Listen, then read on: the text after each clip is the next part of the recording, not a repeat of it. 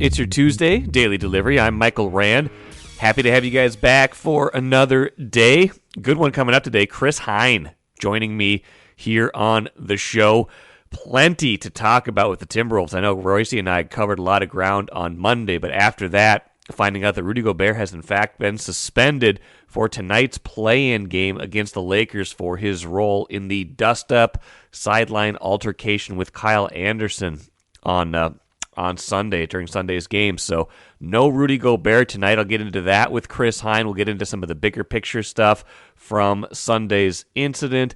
Preview the Lakers game, which, was going to be a tall task already. No Naz Reid, no Jaden McDaniels, now no Rudy Gobert. But you never know with this team. They're always surprising us this season, good and bad. So Chris and I will get into a lot of that perspective as well. Got some Twins stuff towards the end of the show, something concerning me right now with them, even though they're generally playing pretty well this season. Some wild thoughts here in a minute. But first, what did I miss? Let's start with the WNBA draft, and specifically the Lynx, who had the number 2 overall pick Monday night in the draft. No surprise, ending up with Maryland wing Diamond Miller in the draft.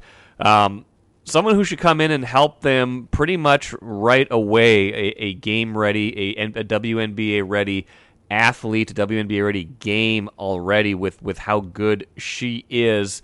A time in their trajectory where they could use some help. And this was a good year to have not only moved up in the lottery from their original position all the way up to number 2 in the draft, but also to have 5 total picks. They had the number 12 pick, they had the number 16 pick, and then they had a couple later picks as well, 24 and 28.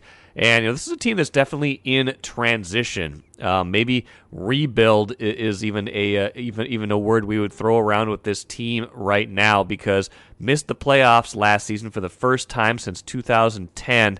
And really the dynasty that they had last decade from 2011 through 2017, really, when they won 4 championships, went to 2 other finals, that's starting to fade right now. It feels like it's still fairly recent, but obviously none of those players are still on this team. All of them have moved on, retired in their careers, more or less. So you've got that piece to it. You've got the fact that they kind of had this resurgence after those players left, kind of building on the likes of Nafisa Collier and still Sylvia Fowles for a lot of the years, but now Fowles is done. She will be sent, given a lot of her accolades this season after finishing her career a year ago. But finally, time to really restock this team, to remake this team, and see what that looks like. And it's kind of funny. I got a question a couple weeks ago on social media. Let's play the sounder right now.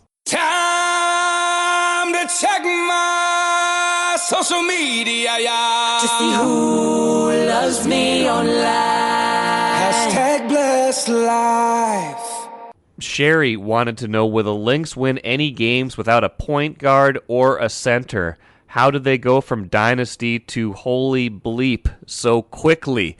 That's a fair question, and I don't think they necessarily addressed those two things immediately in the draft. Diamond Miller, of course, a wing, a large guard who can really play defense and really will impact the games. A player they can certainly use, a player they need. And at number 2 overall, you don't really draft for position, you draft for best player available. With the 12th overall pick, they took Maya Hirsch, a French center who will not be here this year. That is maybe addressing center for the future, but that's not going to help them in 2023. Number 16 pick took a UConn forward, Dorka Juhas, and again, a tall player, but someone who's more of a forward than a true center. They did take Brea Beal, South Carolina guard at 24, and another forward, Taylor Sewell, 28th overall from Virginia Tech. So I don't know if they addressed all of their needs right away, and they did. They did try to make a play in free agency for some bigger additions this year that did not work out. But they're in a spot now where they're going to be really playing a lot of these young players. Cheryl Reeve, head coach and president of the Lynx, said, it felt like a particularly solid draft for us. To have a really competitive training camp was a big deal for us. I think we accomplished that. And she's basically saying that they will, she said, maybe unlike some years past, we are incredibly open-minded about who is on our roster and why. I think all the prospects should feel really good about coming to Minnesota Lynx training camp. They will be given a very good look and a chance to be on our team. Now, in the past, that's been maybe not the case. When the Lynx were loaded with players again during those dynasty years, it was very hard to make this team to break into this rotation. And all those years they were not usually drafting very high either, so that added to the challenge. You're not getting those premium top 5 picks that can break in right away and play right away. But really looking to have some impact from this draft to get these players in right away to play and maybe develop right away. It could be another year where they have to kind of fight through some things to get better in the long run, but maybe that's what this franchise needs to get back to the place that it was last decade. Take a playcation to Mystic Lake. With 24/7 gaming, the good times never have to end.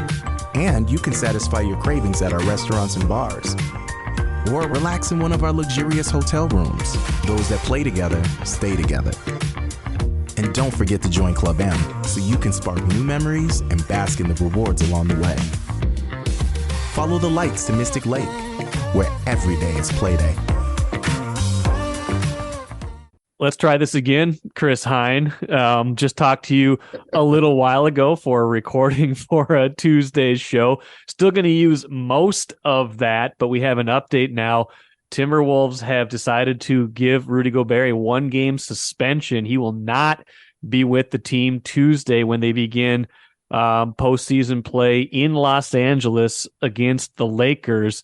Sounds like he would be available, Chris, for any games after that, whether that's another play-in, whether that's the playoffs. But based on your reporting, what do you think this says that they decided to go and take this extra step of suspending him for a game? They obviously are trying to send a message here of accountability and that it doesn't matter how much you're making, doesn't matter how many draft picks they gave up to get you. You can't be taking a swing at a teammate in a huddle without repercussions. So definitely a message being sent here, one of accountability. And a playing game to me is basically a playoff game, and it's a significant suspension to me, even if it is just one game. I think one play-in game / playoff game equals multiple regular season games, at least in my eyes. So I think it is a significant suspension. I wasn't sure if they were going to do it, but they decided to do it. I thought maybe sending him home at halftime might have been kind of discipline enough. Or maybe that was their thinking, but they decide to hand him a 1-game suspension, and he'll be back either Friday or in the first round of the playoffs. But yeah, this was a significant step here for the team. Yeah, it certainly is. And it makes me wonder if this goes beyond just what happened on Sunday, but I guess that's probably something we'd have to sort out maybe at the end of the year or at a different time when maybe we know more of the story of what this team kind of did. In the more immediate what's known, I mean, this is a pretty big blow against the Lakers. I mean, the Lakers can put out a pretty big lineup. Anthony Davis is a tough cover for Karl-Anthony Towns and has been over the years. Gobert would have at least had a chance to slow him down. You want to as many big bodies as you can to try to limit Anthony Davis. Like, tactically, what does this do to their chances against the Lakers? Without Jaden McDaniels too, you're going to see Carl trying to guard AD and Anderson trying to guard LeBron. Taurean Prince probably getting in there on LeBron as well.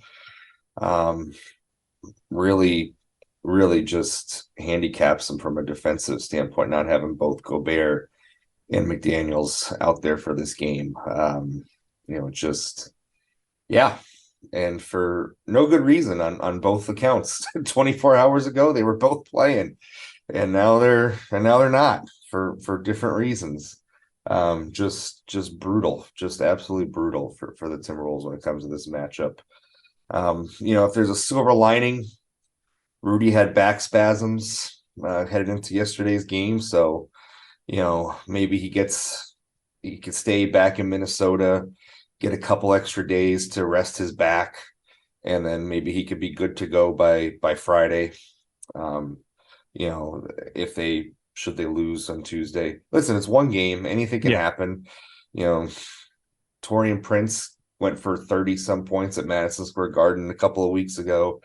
Like, anything can happen in a one game scenario.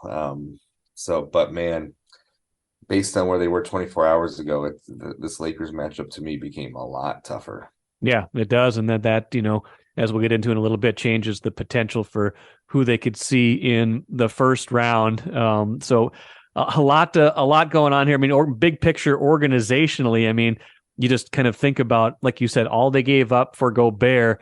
And that was, certainly with the regular season in mind, certainly with hoping to get a better playoff seed than what they've wound up now as the 8th seed in the play-in. But certainly, the move was made with the postseason in mind, with, shoring up some of those rebounding problems they had against Memphis last year, shoring up the defense that can be such a big factor in the playoffs. And it's just, it's very Timberwolves-esque, Chris, that the player that they threw in so many resources to get will not be available for their first postseason game. And that's pretty much sums it up right there, doesn't it? That's this is par for the course, feels like, for this team and this franchise. We'll see moving forward. It is just one game, like I said, but man, it's going to have a deep impact, I feel like, on Tuesday's game for sure. I've talked about it enough already with Royce on Monday. I'm sure I'll talk a little bit more here, but I want to get your perspectives on just where things sit right now, what we saw, and then we'll get to a few other things as well. I think you saw immediately after the game, the Wolves were trying to go into damage control mode and trying to turn the page as quickly as possible from this. Mike Conley, after the game, when talking to the reporters that were there, said Rudy had mentioned had sent a message to the team's group chat. He tweeted out an apology, and specifically towards Kyle, who was I think he said it was a teammate that I love and respect, or something along those lines. So you could see them trying to move past this, just texting with some people in the organization. I think they're confident that these guys can move on from it. But you never know. You never know how feelings or egos will get in the way. One thing I will note is, and I wrote about this for Tuesday's paper. I can't keep track of the days. A lot has happened. You're forgiven. Yes, is Kyle Anderson. This is who he is and who he has been for this team. He is one to call teammates out, to not hold back if he has something to say to somebody.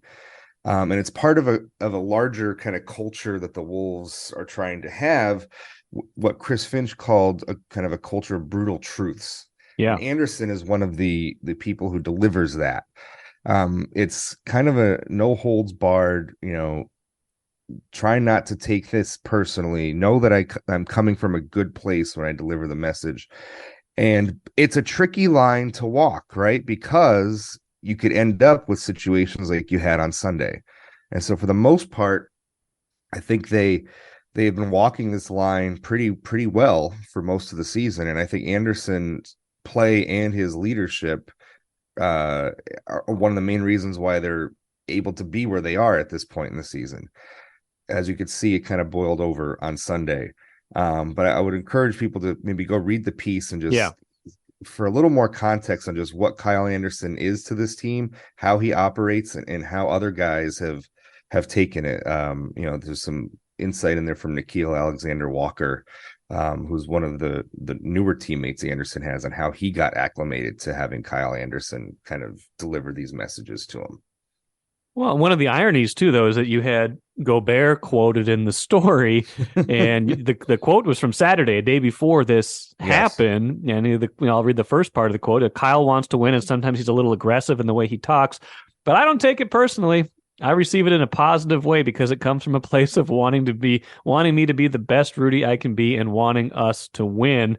And then obviously it was until it wasn't, right? That was Saturday, and then a day later, maybe he felt a little different, felt a little differently. Um, I think if you mouth the words and you read some of the reports of what was said, it ventured beyond simply basketball talk for a few moments there, and it escalated beyond that. But this is who they have tried to be as a team. They have tried to have this culture. And look, we've talked about this in years past where, especially kind of in the Butler era, where it seemed like they weren't really able to do this, right? They weren't able to have this kind of culture because it might hurt people's feelings. Yes. They have been trying to move beyond that, and this iteration of the Wolves is trying to instill that. And this is the risk you run when you have that kind of culture. It's not to say it's a bad thing. It's not to say they can't move on from it, but sometimes maybe there is a line that gets crossed. I thought Gobert's apology on Twitter was a good one, but I did think, regardless of what was said, was doing a lot of work. Like he was saying, Kyle Anderson had a little bit of a hand in this too. And I think that's fair, but it also was interesting to see that as part of his apology to me. I think both of them are going to have to take, responsibility with each other and probably apologize to each other. And Kyle Anderson, in his comments after the game, he said, he's pretty confident they'll be able to move past it. That's two veterans in the league, two guys who've been around for a while. You'd like to think they can move past it. A lot of stuff gets said in the heat of the moment, and guys just need to blow off steam and move on from it. Punches don't get thrown in those moments. So you never know how long that's going to linger, and that can't be underestimated here. But given that it is kind of two older guys, two guys who really want to win, who are really competitive, maybe they can turn the page and turn it quickly. Tell my young children to use their words when words are used against them. And it does not sound like Rudy Gobert initially, at least, used his words to listen. He was just watching a UFC fight the other night, so I mean, maybe maybe there was a little bit of that back to his mind. The thing that I want to move on from this in a minute and get to some Jaden McDaniels stuff and get to some big picture stuff. But the thing I can't get past is they had to send him home from a game that was very important. That piece of it is kind of sticks with me a little bit here as we think about moving forward. Like they did not. It was bad enough that they had to say, Rudy, we don't want you here, even though this is a game ostensibly to have two shots at a play-in instead of one. Yep. And when you trade as many draft picks as you do for him, you want that guy available. If he had just sat out with his back spasms yesterday, none of this would have happened. Right? He was battling back spasms going into the game. Yeah, I just think it's surprising that it came from these two guys. Never really, they've had lengthy NBA careers. Something like this has never really happened before for either of them. We know Rudy is not one to shy away from sharing his feelings, even in the media sometimes when things aren't going well with a certain team. But to see that was I think out of character and surprising. I thought Conley in my or not in the piece, but after the game, he had an interesting quote. I thought where he said, trying to find it here. Kyle challenges everybody. We know how that works. We have to be able to accept it and move forward. That was something that Conley said. I think that gets at the heart of who this team is. It's like, this is who Kyle Anderson is to this team. We have to, make sure we keep that within our heads when in those tight moments like that.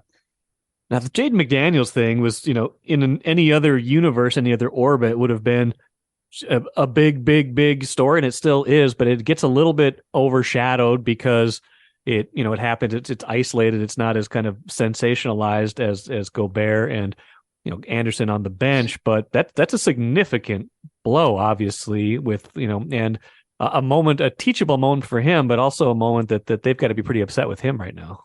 Huge. We don't know what he was thinking exactly. Did he think that there was padding behind that wall in the tunnel there?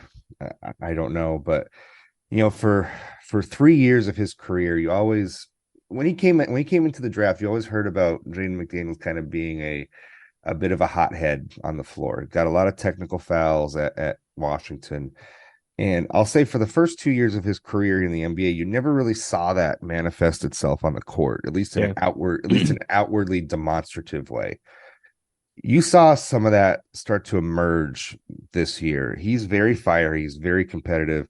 I don't know if you remember that Golden State game that they won a couple weeks ago. He was in foul trouble that whole game, and he slammed the ball and got a technical late in a close game. So you could see he was letting more emotion out this season than any other season that he's been in the NBA.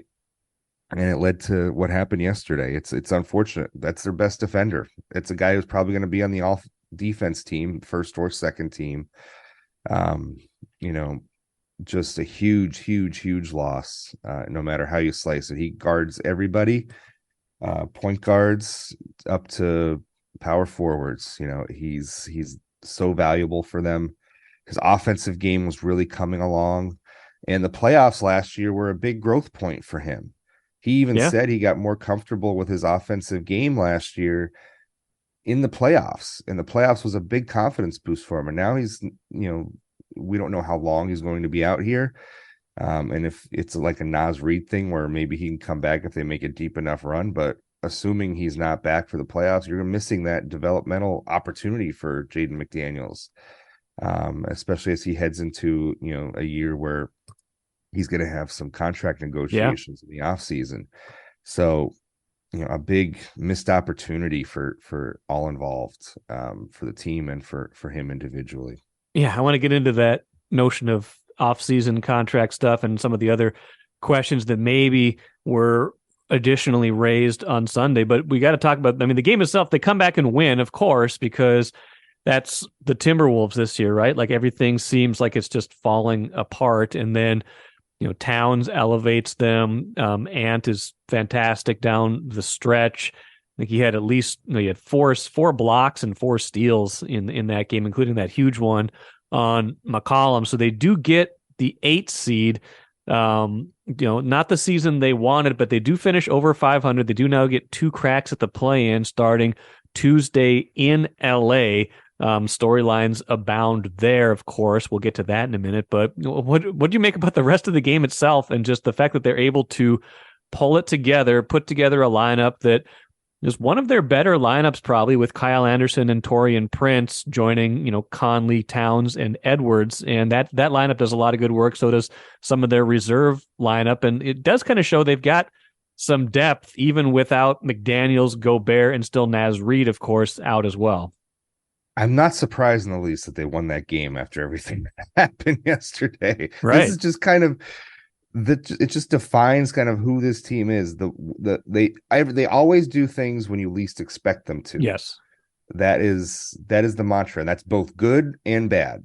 So not surprised that they won. I mean, everybody thought they're probably going to lose that game after the fight. They're down double digits in the first half, and of course, I thought Anthony Edwards was brilliant. I really did. One of his best moments as a Timberwolf was yesterday. I thought his defense was just outstanding. I couldn't believe all the plays that he made on the defensive end of the floor, and that's what I think stuns us the most. Right? Is it wasn't necessarily his offense; it was his defense that really shined. And he's been good on the ball all year, but man, did he take it to another level yesterday. Just unreal. So I have no feel for what's going to happen Tuesday. Yeah, right. None, zero, absolutely not. You look on paper and you think Anthony Davis, LeBron James at home, hard to pick against the Lakers, right? But again, this Wolves team does things when you least expect them to do things, and that's a veteran-laden lineup. Taurean Prince has started to play a lot better these last couple of games here. He seems to be over the illness and whatever else was affecting him over the last couple of weeks here. Anderson has been solid all year. Carl really got going offensively. One of his best offensive games since he's been back, I felt like, was yesterday. Yeah. And Ant looks like he's ready for the spotlight. So I have no feel for what's going to happen Tuesday night. Absolutely none. Yeah, and it's it's important. Obviously, you don't want to have to use your second try, even though that would be a home game. And I think if we're looking at it just on balance, I do think that you probably still would rather play Memphis than Denver in a playoff series. Denver has been the West's best team all year, I think, and Memphis is very good, and they played a competitive. Memphis is also coming in a little banged up. Yeah, no Steven Adams, no Brandon Clark, who was the killer of that series last year. So Memphis, the Wolves will be coming in banged up to that series, but so will Memphis if they are able to play Memphis. And obviously, LA has the storyline of this is the team that they ostensibly made the big trade with at the deadline, one of the partners at least, and so. D'Angelo Russell there, Malik Beasley, Jared Vanderbilt, a lot of those guys have been at least a decent part of the second half success. The Lakers, I think they had the best record in the West post-break, like 17-6. So they've been rolling pretty good and even survived some of that time without LeBron. And, the Lakers get some rest, at least a little bit of rest going into that game. So just the amount of storylines, we don't need more storylines, but there's plenty of storylines going into that game. Too many to keep track of.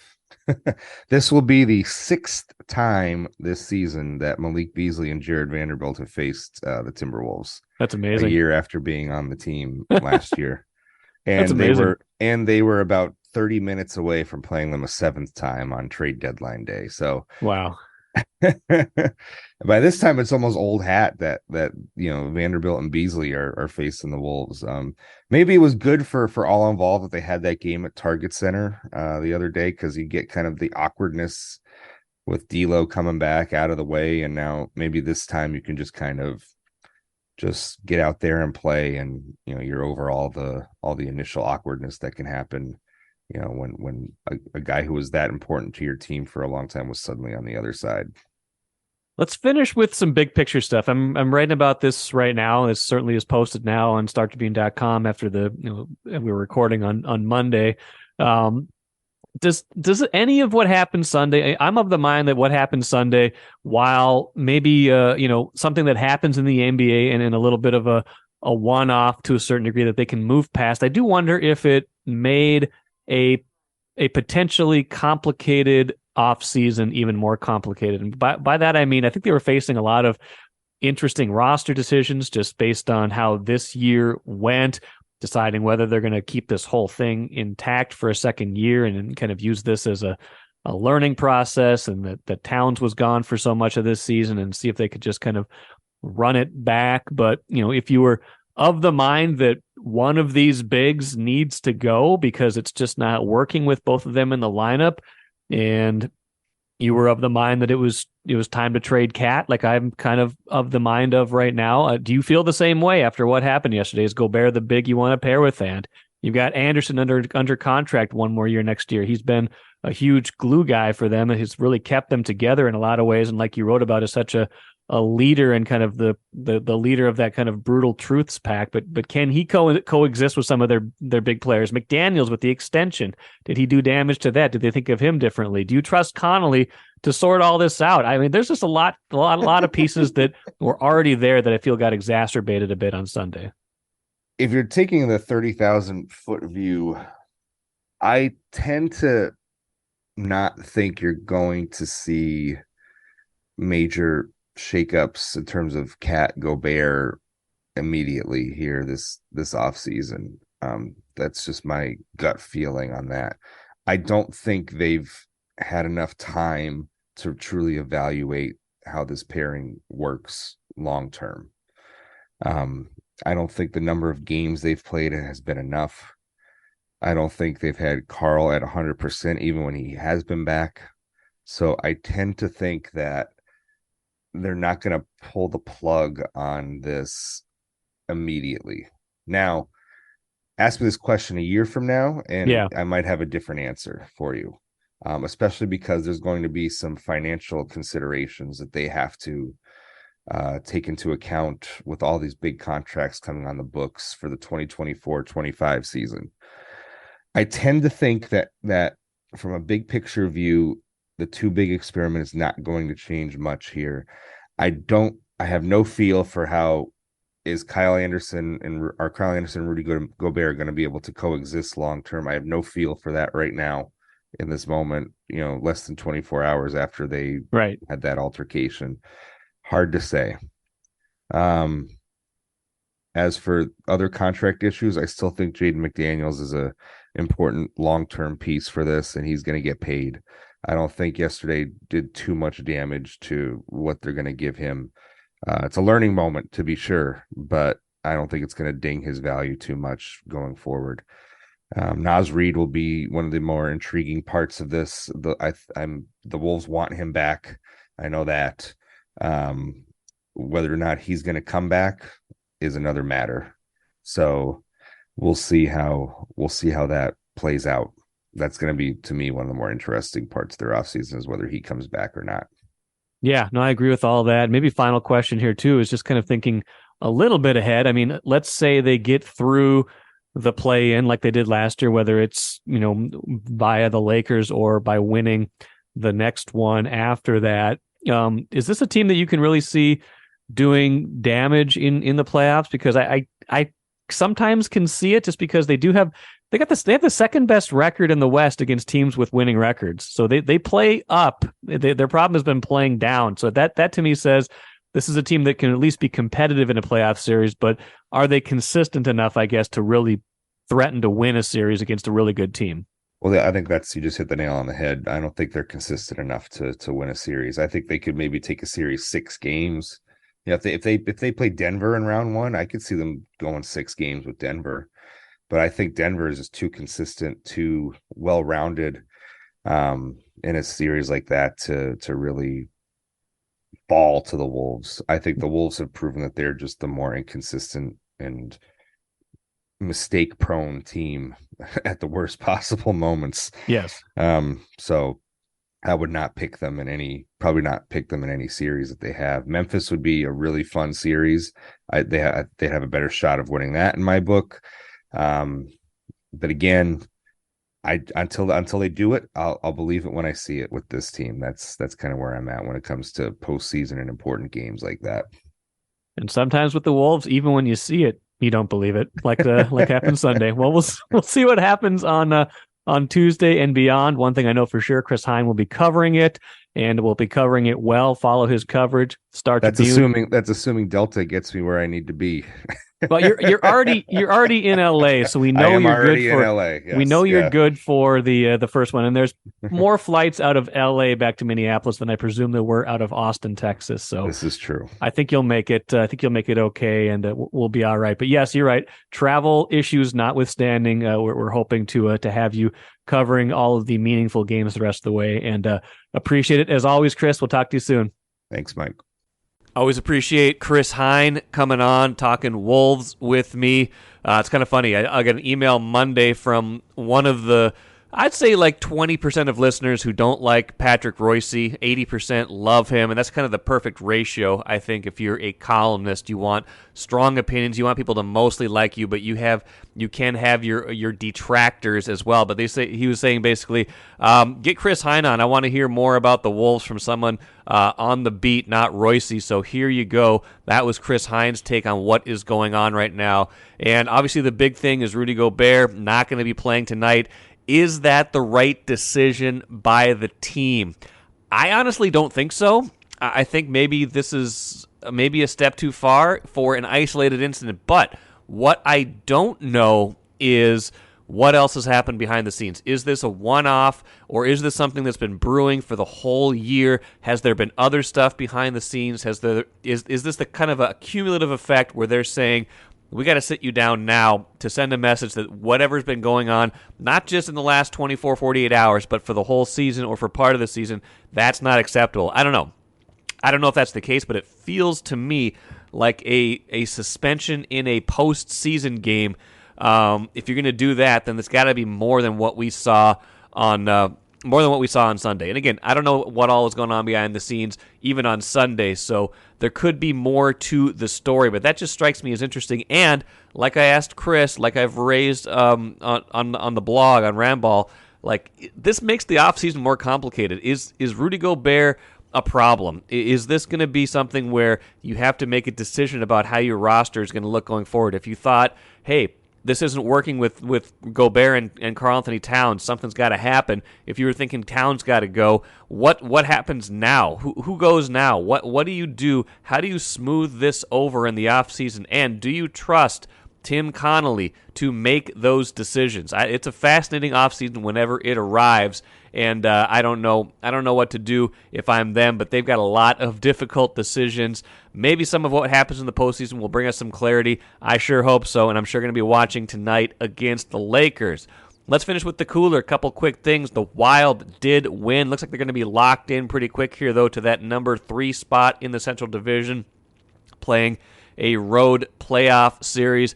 Notable in this, though, that they rested a lot of guys, tried to get healthy. Brock Faber, the former Gopher, made his debut right from the college ranks into the NHL. This is not uncommon necessarily, but he looked very good. He looked like he did not miss anything in that transition. Wild rallied to win 4-2, keep themselves alive at least for more than just a third-place finish in the Central, but it's going to take some pretty good work in these last couple games and a lot of help from either Colorado or Dallas to change that narrative.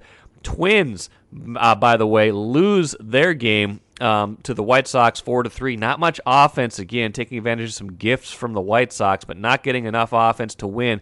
Carlos Correa missing the second straight game with some back spasms, back tightness. Watch for that one. Those things linger as a year goes on. Hopefully that's not a long-term thing, but anytime you hear someone say it could be a couple days, I always start adding up the days. It's been 2 so far. How many will it be till he's back in, and how long will he be back in for? Is this going to be the kind of thing that's going to keep him in and out of the lineup all season long? Sure hope not, because they are much better when he is in. Obviously, lost the last 2 without him. They were rolling pretty good when he was in, so we'll see how long it takes Carlos Correa to get back in the lineup. That will do it for me today. Should be plenty of basketball talk coming off of that Lakers-Wolves play-in game tomorrow.